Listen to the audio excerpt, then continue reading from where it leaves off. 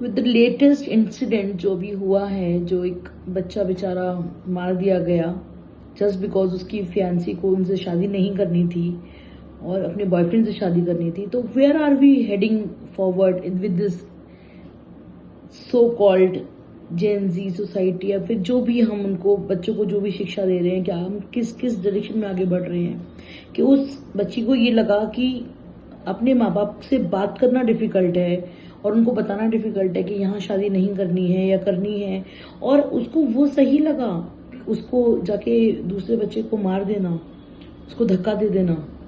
मतलब उसको ये समझ में नहीं आया कि क्या गलती कहाँ पर किस लेवल की सही है या गलत है। मतलब गलत तो दोनों ही था कि माँ बाप को चीट नहीं करना, उनको बताना, उनको धोखा नहीं देना, जो भी कर सकते हैं ये करना है वो करना है, और वो गलत लगा, वो गलत लग रहा था। और वो गलत नहीं लगा कि एक्सट्रीम लेवल पे रिवेंज ले लेना। उसका रियलाइजेशन नहीं हुआ कि ये भी बहुत गलत है, ये कितनी बड़ी पाप है, कितनी बड़ी गलती हम कर रहे हैं कि उसकी कोई गलती नहीं है, या चलो 1% रही भी हो, कुछ नहीं पता इंटरनली किसकी जिंदगी में क्या था, बट इसका मतलब किसी की जान लेना तो बहुत गलत बात है। आपकी खुद की खुशी नहीं पूरी हो रही है, आपके पेरेंट्स आपकी बात नहीं सुन रहे हैं, आपके लोग आपको नहीं सुन रहे हैं, तो आप किसी दूसरे से इस बात का बदला लोगे। नाजों से पाला पोसा होगा उस बच्चे को उसकी माँ ने, उसके अरमान होंगे जिंदगी के। अरे नहीं करनी शादी मत करो, you better go with the person whoever you like, you live with the person, you talk to your parents. If you're not able to talk to your parents, go with the person whatever you feel like, but this is not justified that you're going ahead and taking one more step and killing someone else's son out of no reason. वो आज तुमसे शादी नहीं करता, कोई बात नहीं थी, कुछ नहीं था, कल को वो कुछ ब्रेकअप के बाद दुखी रहता, अलग हो जाता, लेकिन कम से कम जिंदा तो रहता। किसी पेरेंट्स का बच्चा जिंदा रहता, उसकी कल को दोबारा शादी हो जाती कहीं और, वो खुश रहता। ये तो बहुत गलत है। लड़कों को के लिए भी वही सजा होनी चाहिए और लड़कियों के लिए भी वही सजा होनी चाहिए।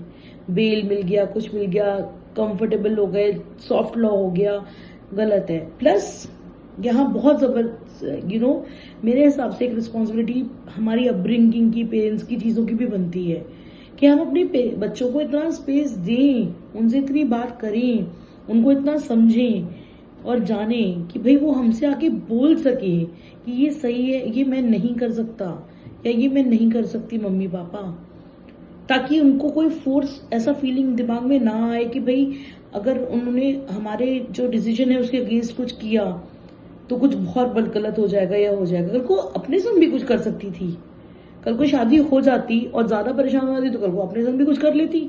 आज उसने ये डिसीजन लिया कि भाई मैं तो इसको ही हटा देते हैं, चलो। उसको समझ में ही नहीं आया, उसका लेवल ही देखिए आप ब्रेन का कहाँ जा रहा है, उसको समझ में ही नहीं आया कितना क्या सही है क्या गलत है। मतलब माँ बाप की बेइज्जती ना हो ये तो गलत लग रहा है, और किसी और के बच्चे की जान चली जाए वहां कोई फर्क नहीं पड़ रहा, वो गलत नहीं लगा, जो कि वो इससे भी ज्यादा गलत था। तो रियलाइजेशंस बहुत जरूरी हैं। अपब्रिंगिंग, बच्चों से बात करना, समझना, उनको टाइम देना और उनसे पूछना।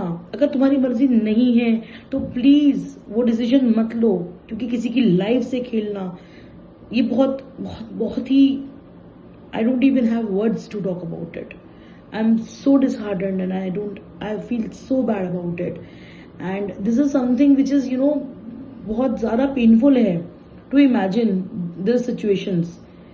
पहले भी नेगेटिविटी होती थी हमारे कंट्री में, बाहर भी दहेज प्रथा आई थी, ये था वो था, लड़कियों को इसमें प्रॉब्लम होती थी, उनको जलाते थे करते थे, वो भी सब कितना गलत था।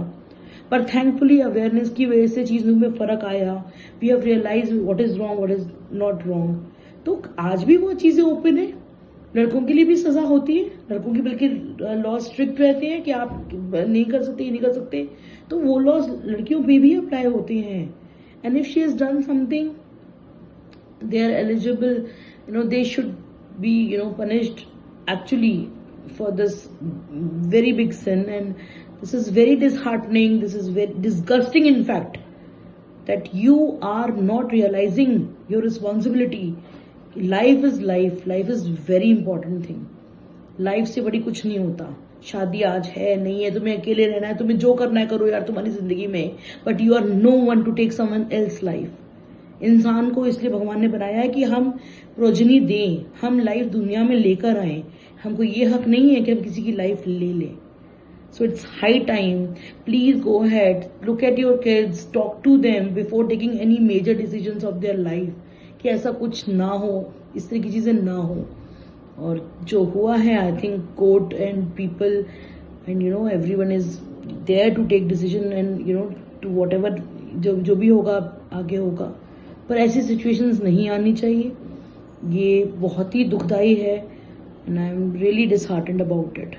This is high time that we should realize कि we should talk to people, we should talk to our kids, we should have more awareness about this in our society.